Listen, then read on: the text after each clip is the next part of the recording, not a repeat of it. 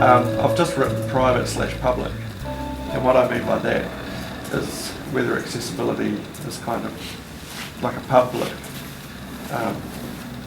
right or a private responsibility of the private sector.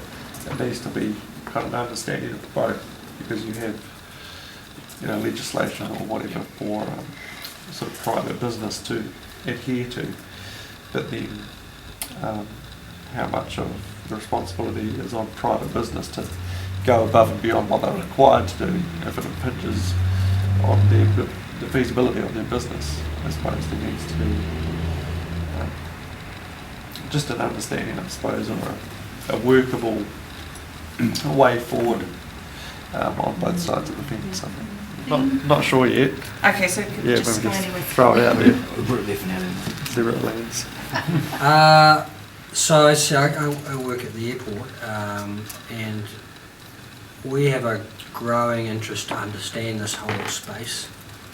And I'm disappointed to hear there were 200 people invited to come, and there's just a few of us here. And so even though you've got quite a positive comment there, it seems that interest is not as wide as we would hope it to be. But in our business, we've got a growing interest to understand this this opportunity. And your point about the changing of the language is quite relevant for us, away from disability to accessibility and the widening of the scope of that. And so if you're not willing to educate, you're not going to understand, you're not going to be able to affect any change. That actually people have a vehicle or create their own vehicle to celebrate the good things that are happening. So it's kind of a strengths-based people movement that builds up out of the people of Christchurch celebrating. I go to so many conversations where people are talking about the things that aren't, when actually so much more energy could be spent on the things that are, and that builds momentum and desire to keep wanting to do more of that. I want visitor numbers, so I want people to be aware that our organisation actually can meet the needs across the spectrum of people walking through the door, moving through the door.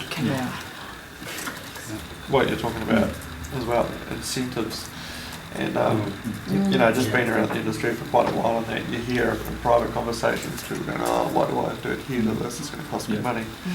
And so you think, well, why are you doing it? It's not just to adhere to legislation. Disabled people with access needs have money to spend, and so knowing your numbers, you can actually get more business through the door. 3 key words: requested, excited, expected. So essentially at the moment we're in a world where people have to request all the time, so they've requested to have an accessible experience, whatever it might be. Imagine if they went to a place and they were excited that actually it was happening already for them, then they move to a place where it's expected. And therefore it gives a service provider the ability to move back into a place of a positive request, because hey, this was amazing, this now happens to me every time, but actually it would be really nice if I could have this now type thing. So it's this continuous improvement of service delivery. I really liked that, requested, excited, and then it becomes expected. I can relate all those things. I imagine. Because I compare it with people who I know have used wheelchairs for 30 or 40 years, and they're always requesting and hoping, whereas because and hoping it'll be a fourth word that there's a brackets, because I've travelled around, and me and my wife have experienced all sorts of different hotels, we just expect that it's accessible.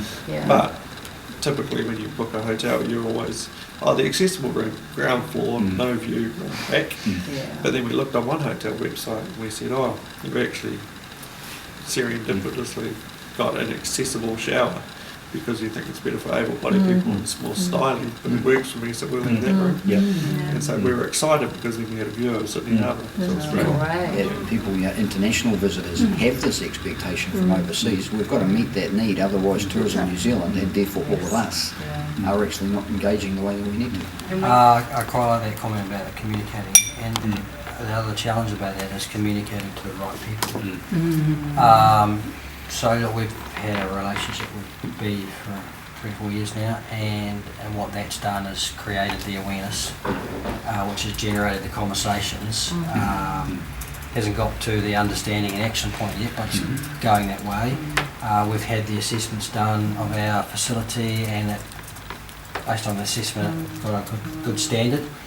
And yet still we will get feedback from accessibility customers that it's not good enough. And so it's a question, because they don't know we've had an assessment, they don't know about all the different things that are available to them in the building.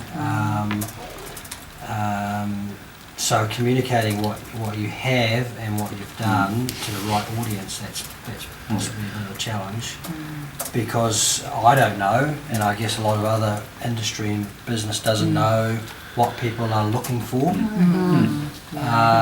We're guessing, I guess, what people are looking for. I think we need a coordinated approach for the tourism industry, because we're all reliant on each other.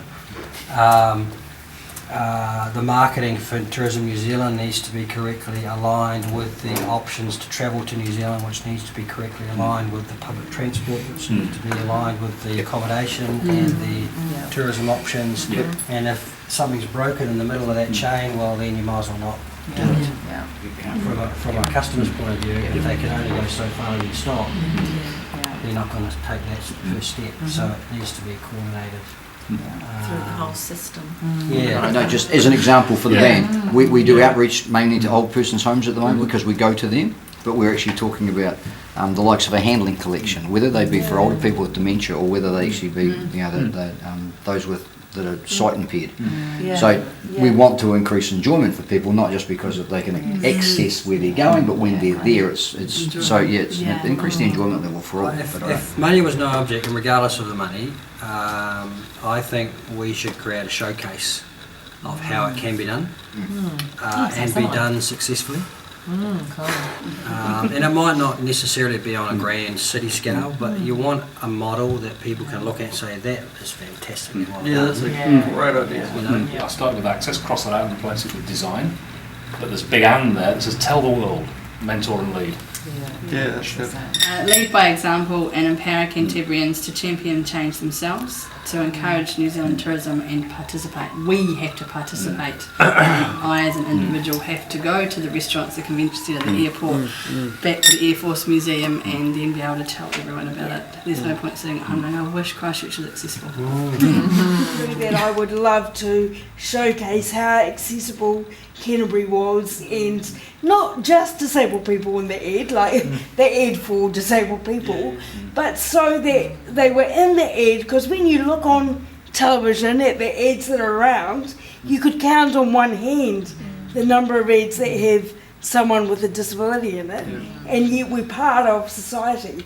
We travel, we go to tourist things, we want to go to concerts, all of that stuff we do. I would like to know the statistics personally, and you ladies, not the gentlemen. Well, it's 24% of New Zealanders. 24% have some form of a New disability. And that doesn't include New Zealanders who are the ageing population who don't feel that they have a disability because it is part of the ageing process. 24%. And there's some invisible disabilities as well that people may not. 620,000 New Zealanders will have some sort of physical disability of my world. Yeah, that so will it's something come like and go. 60 or something percent of that is physical, some kind of physical or mobility.